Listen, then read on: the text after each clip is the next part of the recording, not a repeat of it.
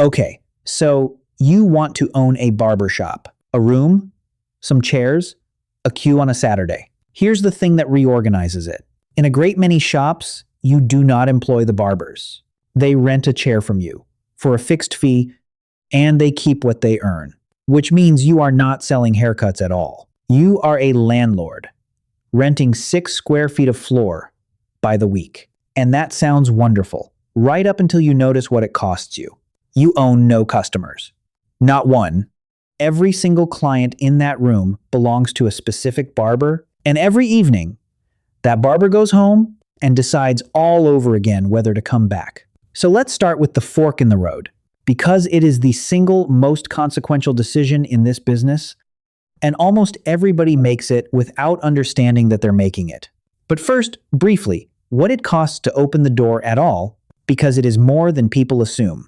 A barbershop is not simply a room with chairs in it. It's a room with plumbing in it, and that changes everything about the property you can use. You need basins and hot water and drainage at the back of every wash station. You need electrical capacity at every chair. You need mirrors and lighting that is genuinely good, because people are about to look at themselves under it and judge you for what they see. You need the chairs themselves, which are proper hydraulic barber chairs and are not cheap. You need a waiting area, a till, a booking system, ventilation, and a floor you can sweep 1,000 times a week without it falling apart. And you need to be somewhere with people walking past, which is the expensive part, because a barbershop lives on being seen. It wants a high street or a busy corner or a spot near a station, somewhere with footfall and a sign that catches the eye. That is the most expensive kind of commercial property there is, and you are signing a lease on it for years. So, the honest picture is a serious fit-out cost on an expensive lease. In a business we are about to discover has a very low ceiling. Hold that. Now, the fork.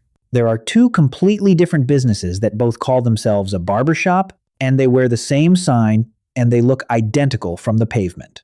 In the first, you employ the barbers. They are staff. You pay them a wage or a wage plus commission. And in exchange for that, something important happens. The customer is yours. They booked with your shop. Their details are in your system. The standard is yours because you set it and you enforce it. The brand is yours. And if a barber leaves, the customer stays because they came to the shop. That is a real business with a real asset, and the asset is the client list. But look at what it costs you. You now have payroll, and payroll is relentless. Your barbers get paid whether the shop is heaving or empty. So, on a dead Tuesday in February, when 3 people walk in all day, you are paying 4 barbers to stand around, and every hour of that comes out of your pocket. You have holiday pay and sick pay and rotas, and someone calling in at 8 in the morning, and the whole apparatus of employing human beings. And crucially, you are now competing against a shop down, the road that has none of those costs at all, because they chose the other model, which is chair rental. Here's how it works, and it's genuinely elegant. The barber is not your employee. He is a self-employed business, and what he buys from you is a place to stand. He pays you a fixed amount every week for the right to use that chair, and he keeps every penny he takes from his customers. Now look at what that does to your position, because it's remarkable. Your revenue is now rent, a fixed number, arriving every week, and it does not care how many haircuts happened. If the shop was dead all week, you get paid exactly the same as if there was a queue out of the door. You have no payroll. You are not paying anyone to stand around on a Tuesday, because the person standing around on a Tuesday is losing his own money, not yours. You do not have to motivate anyone. You do not have to manage anyone. That barber will work harder than any employee you could ever hire, because every customer he turns away is money out of his own pocket. He will build his own following, market himself, come in early, stay late, and do it all without a single word from you, because he is not working for you. He is working for himself in your room. You have taken a volatile, labor-heavy, low-margin service business, and you have converted it into a small, predictable property business. And I want to be honest, that is a genuinely clever thing to have done. It is why the model is so widespread. It is why so many shops run this way. Although it does create two problems that owners consistently underestimate, and they are both about control. The first is price. If the barbers are self-employed, then in many arrangements they set their own prices, or at least they have a strong say in it, which means you can end up with a shop where one man charges 30 and the man next to him charges 18. In the same room, under the same sign, and the customer can see both. That is not a shop with a coherent identity. It is a market stall with several traders in it. And the second is standards. If they don't work for you, what exactly can you tell them to do? You can set rules about opening hours and cleanliness and conduct, and you can write them into the agreement. But you cannot manage a self-employed person the way you manage an employee, because if you do, you may find that the law decides they were never really self-employed at all, and that you owe them everything an employee is owed, backdated. That is a real risk in a number of countries, and it is worth understanding clearly. The chair rental model works precisely because those people are genuinely independent. The moment you start behaving like their boss, you have quietly converted them into staff without meaning to, and you have taken on all of the liability of employment with none of the control you were hoping to buy. So you are running a room full of people you cannot really direct, whose prices you may not really set, whose standards you can only really influence, and whose customers are not yours. Which brings us to the thing you actually gave away. You gave away the customer. And to understand why that matters so enormously, you have to understand something about this particular service, which is not like most services. A haircut is personal. It is physical. It is close. And it is trust-based in a way that buying a coffee simply is not. The person doing it has their hands on your head.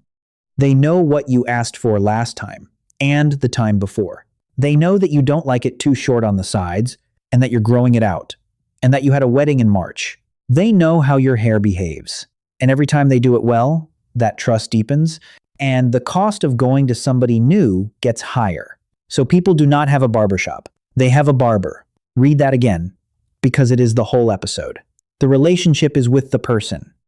The room is just where the person happens to be standing, which means that when you rent a chair to a barber, you are not renting floor space to a tenant who will leave your asset behind when they go.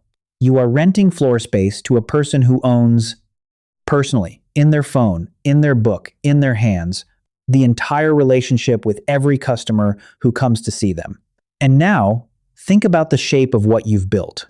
You have a room, and in that room are 5 people, each of whom is a small, independent, self-directed business.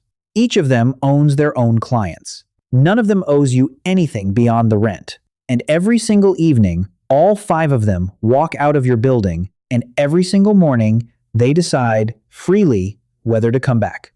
That is a fundamentally strange thing to own, and it is worth pausing on how different this is from almost everything else we have looked at in this series. When we looked at a marina, the whole business rested on the fact that the tenant could not leave. His boat was in the water, there was nowhere else to go, and moving it was a nightmare. When we looked at self-storage, the entire model depended on the fact that leaving was such a hassle that people simply didn't. Captivity, in various forms, was the moat. A barbershop is the exact inverse. Your tenants are the least captive tenants in this entire series. A barber can leave you on a Tuesday. He can pack a bag of clippers and walk and be cutting hair somewhere else by Thursday, and every one of his customers will follow him because they were never yours in the first place. All right, now let's look at the room itself, because there is a ceiling in here and it is lower than people expect. Count your chairs. Say you have 6. Now, count how many haircuts one barber can physically do in a day. There is a hard limit, because a haircut takes a certain amount of time, and you cannot compress it beyond a point without doing it badly, and doing it badly is fatal in a business built entirely on people liking the result. Multiply those together, and multiply by the price people will actually pay in your neighborhood, and you have arrived at the absolute maximum revenue this room can ever generate. On its best day, when everything is perfect. That's it.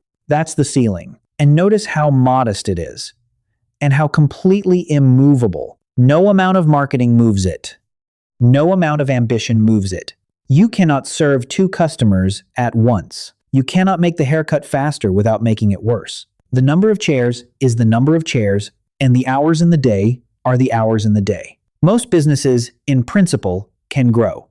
A barbershop can only ever be full, which is why the only real growth in this industry is opening another room, and why so many successful barbers end up as reluctant, slightly bewildered multi-site operators, discovering that running two shops is not twice as good as running one.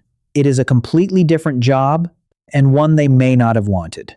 And there's something that has made all of this considerably worse in recent years, and it's worth naming because it changed the balance of power in this business permanently.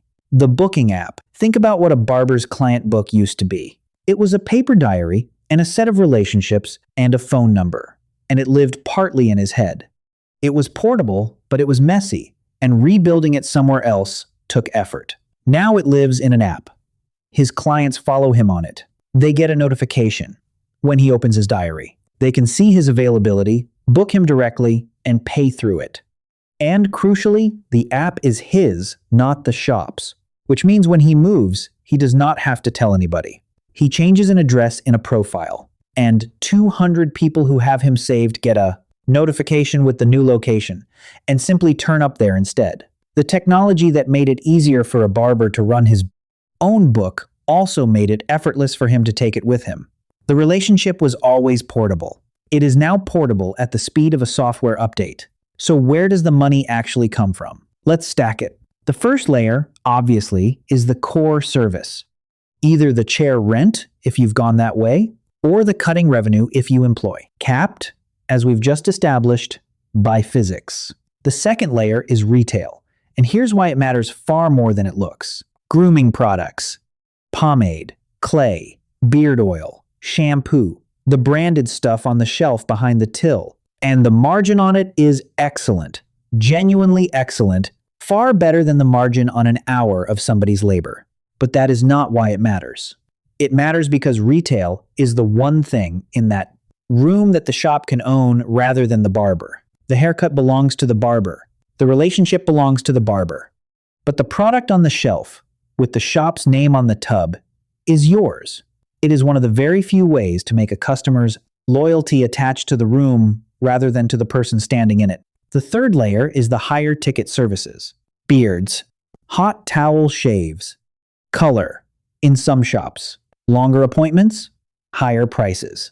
And there's a genuine tension inside that, which good operators think about carefully. A longer service earns more money, but it occupies the chair for longer, and the chair is your scarcest resource. Whether a 45-minute beard trim beats two 20-minute cuts is not obvious, and it depends entirely on the price and on how busy you actually are. And then the fourth layer, which is the only durable one, and it's the answer to everything we're about to discuss. The shop as a brand. Because there is a rare kind of barbershop where people are genuinely loyal to the room, where the fit out is beautiful, the coffee is good, the music is right, and being in there feels like something, where a customer says the name of the shop rather than the name of the barber, and where, if their usual guy is booked, they will happily take somebody else because they trust the shop to have hired well. That shop has done something almost nobody manages, which is to move the loyalty from the person to the place. And it is worth being precise about how that is done, because it is not an accident and it is not luck. It is done by making the room itself worth coming to. The fit out that people photograph, the greeting when you walk in, the consistency, so that whoever cuts your hair, it is good because the shop only hires people who are good. The sense when you sit down that you are somewhere rather than merely at someone. And it is done, above all, by the owner being visibly, unmistakably the author of the place. The shop has a point of view. It has a name that means something. It is not a room with 5 independent traders in it who happen to share a doorway. That is a hard thing to build, and it takes years, and it cannot be bought. But it is the only asset in this business that a departing barber cannot put in a bag and carry 2 streets away. And that, as we are about to see, is the only real protection you have. Because here comes the trapdoor. And it is one of the most quietly brutal in this series, precisely because there is nobody to blame. Your best barber is going to leave.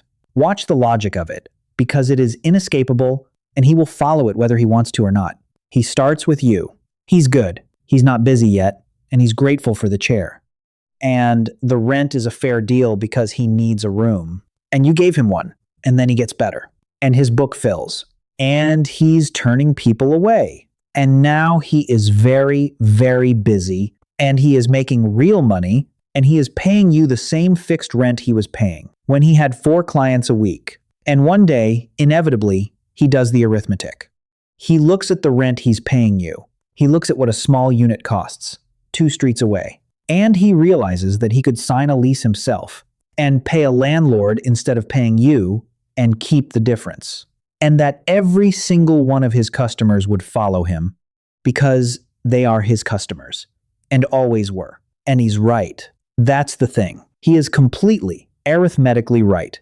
And he is not being disloyal, and he is not betraying you. He is doing exactly what you did. So he goes, politely, a little awkwardly, with a month's notice if he's decent about it. And on the day he leaves, that chair, which was the most profitable 6 square feet in your building, produces nothing. Not less.